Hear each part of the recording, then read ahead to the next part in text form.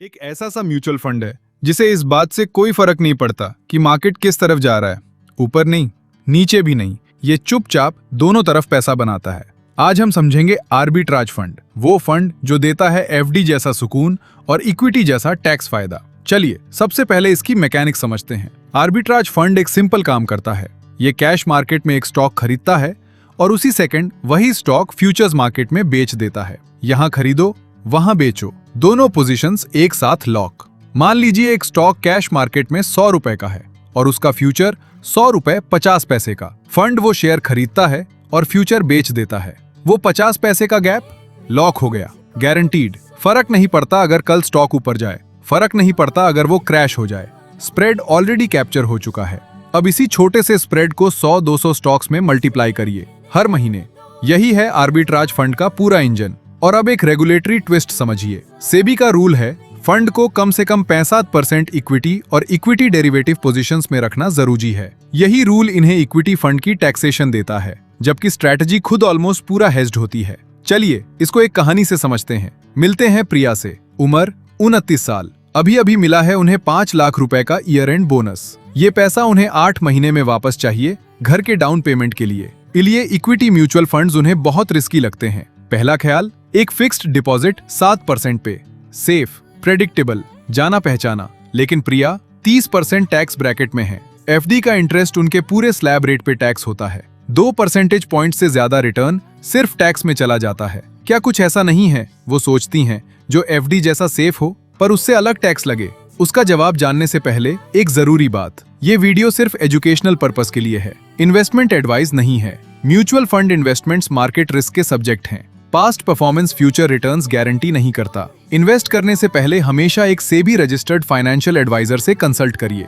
अब बात करते हैं 2026 में क्या बदला है। बजट 2026 ने फ्यूचर्स पे सिक्योरिटीज ट्रांजैक्शन टैक्स बढ़ा दिया 0.02% से 0.05%। क्योंकि आर्बिट्राज फंड्स फ्यूचर्स में बहुत ट्रेड करते हैं, हर रोल ओवर अब थोड़ा महंगा हो गया। लेकिन कैटेगरी ने अपना स्टैंडर्ड बना रखा है। टॉप आर्बिट्राज फंड्स ने 3 साल में रफली 7 से 8% एनुअलाइज्ड रिटर्न दिया है। वॉलेटाइल महीनों में स्प्रेड बढ़ता है, रिटर्न बेहतर होता है। शांत मार्केट में स्प्रेड घटता है और रिटर्न भी।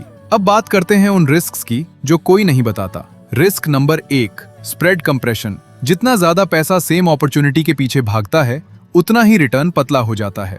रिस्क नंबर 2, बढ़ते कॉस्ट्स। वो एसटीटी हाइक और फंड का एक्सपेंस रेशियो दोनों मिलके ऑलरेडी थिन मार्जिन को और काट देते हैं। रिस्क नंबर 3, ये जीरो रिस्क नहीं है। कॉर्पोरेट एक्शंस जैसे मर्जर या डिलीस्टिंग कभी कभी जल्दी और घाटे में अनवाइंड करवा देते हैं। रिस्क नंबर 4, एग्जिट लोड का झटका।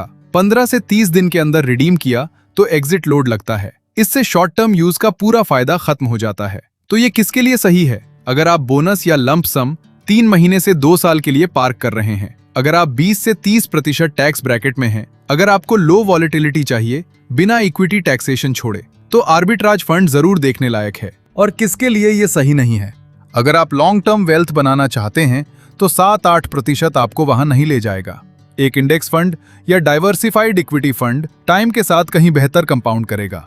अगर आप 1 महीने से कम के लिए इन्वेस्ट कर रहे हैं, कॉस्ट पूरा स्प्रेड खा जाएगी। और अगर आपको एफडी जैसा फिक्स्ड प्रिडिक्टेबल हर महीने का पे आउट चाहिए, ये वो नहीं है। तो ये आपके पोर्टफोलियो में फिट कहां होता है? इससे सोच लीजिए एक बकेट की तरह, जो आपके इमरजेंसी फंड और इक्विटी इन्वेस्टमेंट्स के बीच बैठता है।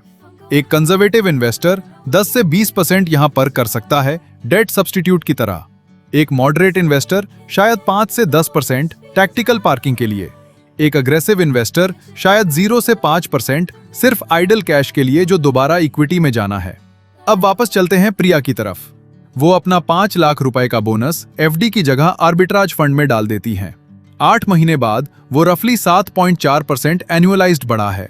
चूंकि उन्होंने 1 साल से कम होल्ड किया, उनका gain short term capital gain माना जाता है, फ्लैट 20% पे। फिर भी उनके 30% स्लैब रेट से कम, जो उनकी एफडी के इंटरेस्ट पे लगता।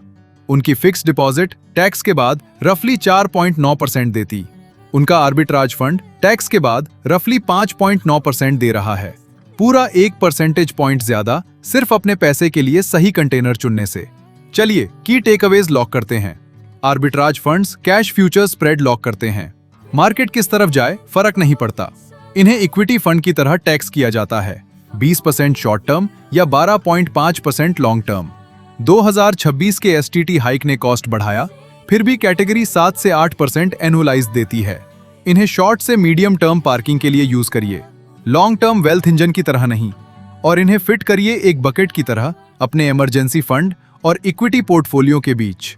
अगर आप और रिसर्च करना चाहते हैं, 3 नाम देखने लायक हैं।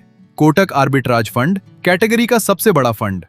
आईसीआईसीआई प्रूडेंशियल आर्बिट्राज फंड, एक लंबी रिसर्च ड्रिवन ट्रैक रिकॉर्ड के साथ। और इन्वेस्को इंडिया आर्बिट्राज फंड, 19 साल से ज्यादा का हिस्ट्री। ये सिर्फ एजुकेशनल मेंशन है, रिकमेंडेशन नहीं। एक्सपेंस रेशियो, AUM और कंसिस्टेंसी कंपेयर करिए इन्वेस्ट करने से पहले। तो एक सवाल आपके लिए, आप अपना अगला बोनस किस फंड में पार्क करेंगे? द वेल्थ स्कूल को फॉलो करिए पार्ट 2 के लिए, और इसे शेयर करिए उस दोस्त के साथ जो अभी भी FD और म्यूचुअल फंड के बीच कंफ्यूज है।